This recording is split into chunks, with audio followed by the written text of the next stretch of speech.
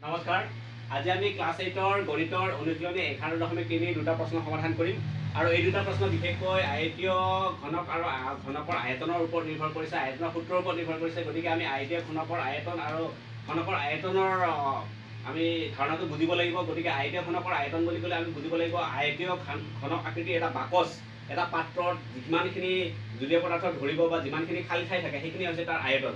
ঠিক তেনেকৈ ঘন আকৃতিৰ পাত্ৰ এটাত বা বাকচ এটাত যিমানখিনি আমি সেই বাকচটোত বস্তু ধৰিব, যিমানখিনি বাকচটোৰ ভিতৰত খালী ঠাই থাকিব সেইখিনি হৈছে তাৰ আয়তন। আয়তীয় ঘনকৰ আয়তন উলিয়াবৰ কাৰণে আমি দিশ প্ৰস্থ উচ্চতাৰ মান জানিলে আমি উলিয়াব পাৰোঁ। গতিকে দিশ প্ৰস্থ উচ্চতাৰ পূৰণফলটোৱে হৈছে আয়তীয় ঘনকৰ আয়তন। দিশ প্ৰস্থ উচ্চতা অৰ্থাৎ এটা আয়তীয় ঘনকৰ দিশ পূৰণ প্ৰস্থ পূৰণ উচ্চতা এই তিনিটা জোখৰ পূৰণফলটোৱে হ'ব তাৰ আয়তন। ঠিক তেনেকৈ ঘনকৰ আয়তন উলিয়াব লাগিলে ইয়াৰ দিশ প্ৰস্থ উচ্চতা সমান থাকে, অৰ্থাৎ দিশ পূৰণ প্ৰস্থ পূৰণ উচ্চতা আৰু এল পূৰণ এল হ'লে এল কিউব হয়। অৰ্থাৎ ঘনকৰ আয়তনৰ সূত্ৰটো হৈছে এল কিউব আৰু আয়তীয় ঘনকৰ সূত্ৰটো হৈছে দিশ পূৰণ প্ৰস্থ পূৰণ উচ্চতা, অৰ্থাৎ যিটো আমি এল বি এইচ বুলিও লিখিব পাৰোঁ, দিশ প্ৰস্থ উচ্চতা। এতিয়া আৰু দুটামান সম্পৰ্ক জানিব লাগিব। যদি এটা পাত্ৰৰ আয়তন 1000 ঘন চেণ্টিমিটাৰ হয় তেতিয়াহ'লে তাত কিমান পদাৰ্থ ধৰিব, কিমান জলীয় পদাৰ্থ ধৰিব? 1 লিটাৰ পদাৰ্থ ধৰিব। অৰ্থাৎ 1 লিটাৰ ধৰা পাত্ৰ এটাৰ আয়তন হ'ব 1000 ঘন চেণ্টিমিটাৰ। ঠিক তেনেকৈ এটা পাত্ৰৰ যদি আয়তন 1 ঘন মিটাৰ হয় তেতিয়াহ'লে তাৰ সেই আয়তনত জলীয় পদাৰ্থ ধৰিব 1000 লিটাৰ বা 1000 লিটাৰ মানে হৈছে 1 কিলোলিটাৰ। গতিকে 1 কিলোলিটাৰ বা 1000 লিটাৰ ধৰা পাত্ৰ এটাৰ আয়তন হ'ব 1 ঘন মিটাৰ। সেইটো আমি মনত ৰাখিব লাগিব। ইয়াৰ পিছত আমি এতিয়া 1 নম্বৰ প্ৰশ্ন সমাধান কৰিবলৈ যাওঁ। 1 নম্বৰ প্ৰশ্নত দিয়া আছে যে এটা আয়তীয় ঘনকৰ আকৃতিৰ পাত্ৰত 105 লিটাৰ পানী ধৰে। 105 লিটাৰ বুলি দিয়া আছে যদি আচলতে এইটো 105 কিলোলিটাৰ পানী ধৰে হ'ব। এইটো আমি শুধৰাই ল'ব লাগিব প্ৰশ্নটো। এটা আয়তীয় ঘনক আকৃতিৰ পাত্ৰত 105 লিটাৰ বুলি দিয়া আছে, আমি ধৰি ল'ম 105 কিলোলিটাৰ। গতিকে 105 কিলোলিটাৰ কিমান আয়তন হ'ব এইটো এতিয়া উলিয়াব লাগিব। 105 কিলোলিটাৰ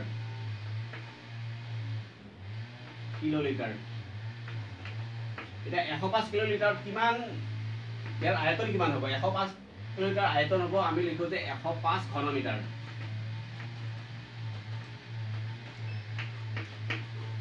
আমি জানো যে 1 ঘন মিটাৰত 1 কিলোলিটাৰ হয়, গতিকে 105 কিলোলিটাৰত 1 ঘন মিটাৰ হ'ব। এতিয়া আমি আয়তীয় ঘনকৰ আয়তনটো আমি জানো, আয়তনৰ সূত্ৰটো আছিলে দিশ পূৰণ প্ৰস্থ পূৰণ উচ্চতা। সেইটো আমি জানো। অৰ্থাৎ দিশটো আমাক দিয়া আছে, আমাৰ প্ৰশ্নত দিয়া আছে, দিশটো দিয়া আছে 15 মিটাৰ দিয়া আছে। ঠিক তেনেকৈ প্ৰস্থটো আমাক ঠিক তেনেকৈ দিয়া আছে 3.5 মিটাৰ বুলি দিয়া আছে। আমি উচ্চতাটো উলিয়াব লাগে। উচ্চতা কিমান হ'ব উলিয়াব লাগে। এইটো আছিলে 105 ঘন মিটাৰ। গতিকে আমি এইখিনি সমাধান কৰি আমি ঘন মিটাৰ উলিয়াব পাৰিম। এই দুটা পূৰণফল ৰাখি দুটা ইফালে গ'লে হৰণ হ'ব, দুটা হৰণ কৰিলে আমি তাৰ উত্তৰটো পাম। গতিকে আমি ইয়াৰ পৰা লিখিব পাৰোঁ এনেকৈ উচ্চতা সমান ওপৰত থাকিলে 105 ঘন মিটাৰ আৰু তলত থাকিলে 15 মিটাৰ পূৰণ 3.5 মিটাৰ। গতিকে আমি 15ৰে 105ক হৰণ কৰি দিওঁ। 15 7 গুণ 105 হয়। তাৰপিছত আমি ইয়াক দশমিকটো আমি উঠাই দিওঁ, ঘন মিটাৰ এইফালে আছে মিটাৰ, হৰণ কৰি দিলে হ'ব, এইটো মিটাৰ হ'ব, তলত থাকিলে 3.5। এতিয়া আমি যদি দশমিকটো উঠাবৰ কাৰণে দুইটাৰ লগত 10 এটা পূৰণ কৰি দিওঁ তেতিয়াহ'লে হ'ব, ইয়াৰ পিছলৈ এইটো হ'ব, দুটালৈ আমি 10 পূৰণ কৰি দিওঁ, 10 পূৰণ কৰিলে হ'ব 370 হ'ব, এইটো হ'ব 350। আমি দশমিকটো উঠাবৰ কাৰণে দুইটা ৰাশি লগ আৰু হৰৰ লগত আমি 10 পূৰণ কৰিলোঁ। 7 10 70 আৰু 3.5 পূৰণ 25 পূৰণ 10 কৰিলে 350 হ'ব। এটাৰ আগত দশমিক দিব লাগিলে 0ৰ আগত দশমিক দিলোঁ। ঠিক তেনেকৈ এইটো আছিলে মিটাৰ। গতিকে আমি জানো যে 35ৰে 70 ঘন কৰিলে 2 পাম, 2 মিটাৰ। গতিকে আয়তীয় ঘনকৰ যিটো উচ্চতা উলিয়াব লগা আছিলে সেই উচ্চতাটো হ'ব 2 মিটাৰ। এটাকে আমি উচ্চতা 2 মিটাৰ বুলি লিখিব পাৰোঁ। গতিকে এই ধৰণে এইটো সমাধান কৰিব পাৰি। কেৱল আমি জানিব লাগিব আয়তীয় ঘনকৰ সূত্ৰটো জানিব লাগিব আৰু লগতে জানিব লাগিব এই সম্পৰ্কটো 1 ঘন মিটাৰত 1 কিলোলিটাৰ হয়, 105 ঘন মিটাৰত 105 কিলোলিটাৰ হয়, 105 কিলোলিটাৰত 105 ঘন মিটাৰ হয়। ইয়াৰ পিছত আমি আৰু এটা প্ৰশ্ন সমাধান কৰোঁ, সেইটো 2 নম্বৰ প্ৰশ্নটো সমাধান কৰোঁ। 2 নম্বৰ প্ৰশ্নত দিয়া আছিলে, তাত দিয়া আছে 12 চেণ্টিমিটাৰ দৈৰ্ঘ্যৰ এটা ধাতুৰ ঘনক গলাই 3টা সৰু সৰু ঘনক তৈয়াৰ কৰা হৈছে।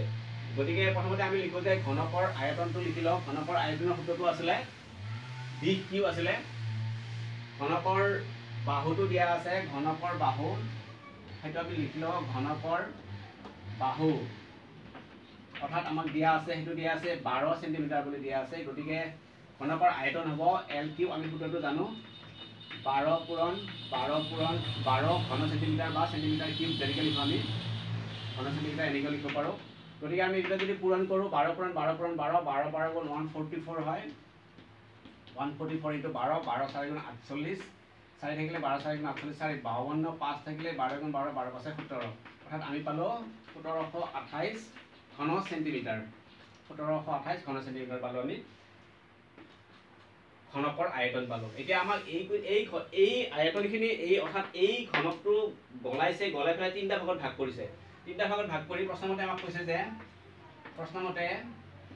কৈছে যে তিনিটা ঘনকত ভাগ কৰিছে প্ৰথম ঘনকটোৰ আয়তন প্ৰথম ঘনকটোৰ বাহুৰ দিশ দিয়া আছে 6 কিউব ঠিক তেনেকৈ দ্বিতীয় ঘনকটোৰ দিয়া আছে অৰ্থাৎ আমি ধৰি লওঁ ঘনকটোৰ আয়তন L1 cube plus L2 cube plus L3 cube সমান 1728 সেন্টিমিটাৰ কিউব এটা প্ৰশ্নমতে দিয়া আছে অৰ্থাৎ এটা ঘনকক গলাই পেলাই তিনিটা ঘনক সৃষ্টি কৰিছে আৰু এই তিনিটা ঘনকৰ আয়তনটো আমি লিখিব এতিয়া প্ৰথম দুটাৰ বাহুৰ দিশ দিয়া আছে প্ৰথম ঘনকটোৰ বাহুৰ দিশ দিয়া আছে 6 সেন্টিমিটাৰ অৰ্থাৎ এটো হ'ব 6 কিউব ঠিক তেনেকৈ দ্বিতীয় ঘনকটোৰ বাহুৰ দিশ দিয়া আছে 8 সেন্টিমিটাৰ গতিকে এইটো হ'ব 8 কিউব প্লাছ তৃতীয় ঘনকটোৰ আমি আয়তনটো উলিয়াব লাগে গতিকে ইয়াত আমি লিখো 1728 সেন্টিমিটাৰ কিউব গতিকে এতিয়া আমি এইখিনি উলিয়াও 6 কিউব মানে কিমান হয় 6 পূৰণ 6 পূৰণ 6 অৰ্থাৎ 6 6 গুণ 36 36 গুণ 216 এটা আমি লিখিলোঁ 216 ঠিক তেনেকৈ 8 তিনিটা পূৰণ কৰিলে কি হ'ব 8 কিউব মানে হৈছে 8 into 8 into 8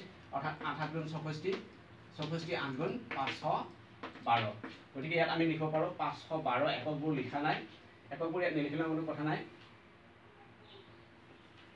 গতিকে ইয়াৰ পিছত থাকিলে 3 নম্বৰ ঘনকটোৰ আয়তনটো আমি নাজানো সেইটো উলাই থৈ দিওঁ সেইটো L13 লিখি থৈ দিলোঁ 1728 গতিকে এইখিনি আমি যোগ কৰি সেইখিনি আমি বিয়োগ কৰি দিম 6 2 8 2 2 আৰু 5 2 7 plus L1 cube L3 cube L1 cube নহয় এইটো L3 কিউব সমান 1728 ইয়াৰ পিছৰ লাইনটো কি হ'ব এতিয়া এই সংখ্যাটো আমি ইফালে লৈ যাওঁ লৈ গ'লে কি হয়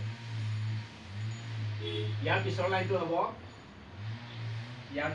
হ'ব এইটো লিখিলোঁ আমি L3 কিউব সমান 1728 বিয়োগ 728 1728 বা 728 বিয়োগ কৰিলে হ'ব 1000 আৰু 1000ক আমি লিখিব পাৰোঁ 10 কিউব লিখিব পাৰোঁ L3 কিউব সমান 10 কিউব কাৰণ 10 কিউব মানে 10 পূৰণ 10 পূৰণ 10 10 পূৰণ 10 পূৰণ কৰিলে কিমান হ'ব 1000 হ'ব গতিকে আমি 10 কিউব লিখিব পাৰোঁ এতিয়া আমি দুইফালে যদি ঘনমূল লওঁ ঘনকটো উঠাই দিওঁ তেতিয়াহ'লে L3 সমান হ'ব 10 অৰ্থাৎ তৃতীয় ঘনকটোৰ বাহু হ'ব তেনেকৈ তৃতীয় ঘনকটোৰ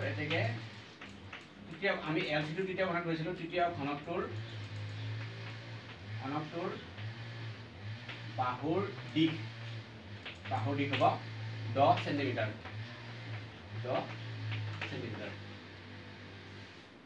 ধন্যবাদ